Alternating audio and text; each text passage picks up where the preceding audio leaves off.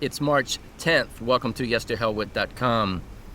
Some of you have requested that I hold a video conference call during the weekday in the evening because of scheduling conflicts.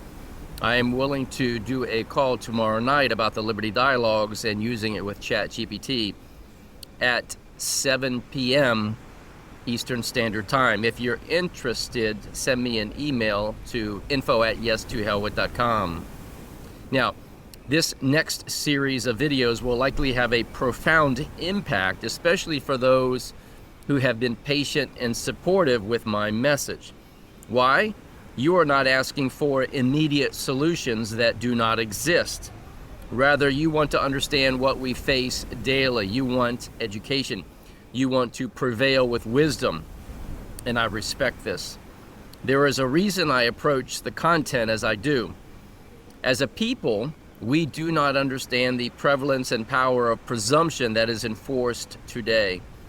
Candidly, if we do not understand the system that is the enemy of freedom, we are at a distinct disadvantage. Law operates through structure, definitions, and presumptions. The Liberty Dialogues is not just a discussion about law, it's a method of analysis. Every issue must be examined through the same sequence: authority, jurisdiction, status, standing, obligation, enforcement. Once we understand presumption, we can coherently establish a defense and our good faith beliefs, which is why I created the Statement of Understanding program at statementofunderstanding.com. Because if we ever find ourselves in a courtroom, the question will not be what we believe. The question will be, did we hold those beliefs in good faith, and did we have a documented basis for them? That documentation can become admissible evidence. Now, my hope is that no one ever has to face the situation that I did when I was arrested and sent to prison unjustly. But if someone ever does, I want them to be far more prepared than I ever was, and I was prepared. Now, today we begin with a series of videos that will show you exactly how this preparation matters. At the end of this video series, those who have the Statement of Understanding program will receive a letter that will be sent to their representatives in Congress asking for clarification of the law itself. And we begin at a very simple place. Now listen carefully and with an open mind, please.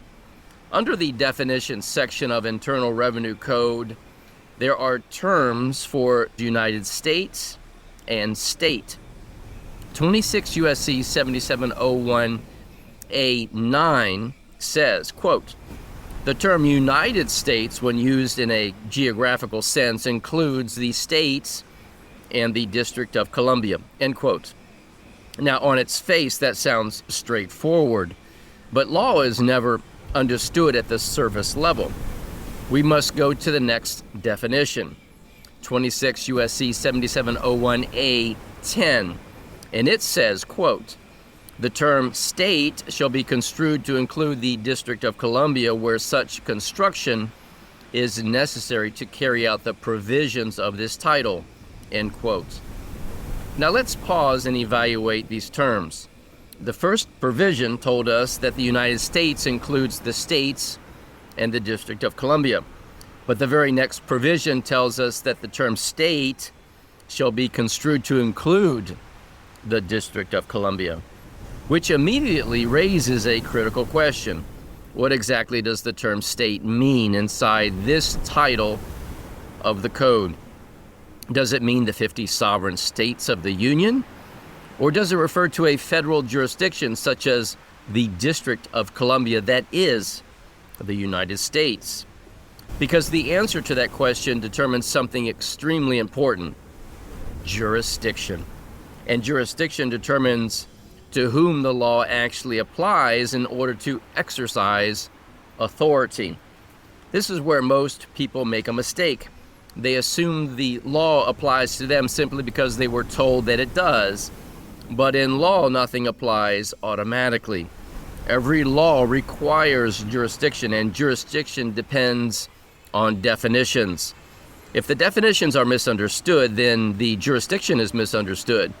And if jurisdiction is not understood, the entire structure of obligation collapses. This is precisely why the Liberty Dialogues begins with definitions, because definitions determine authority. Authority determines jurisdiction. Jurisdiction determines status. Status determines obligation, and obligation determines enforcement. But when those definitions are unclear, the entire system begins to operate through presumption. And presumption is the conveyor belt of the current American legal system. People step onto it without realizing it, and the system stamps them automatically. This is the beginning of the journey to understanding the presumptive lie of federal tax enforcement and the creation of your solid, good faith defense. Be strong, be wise, and as always, may truth reign supreme.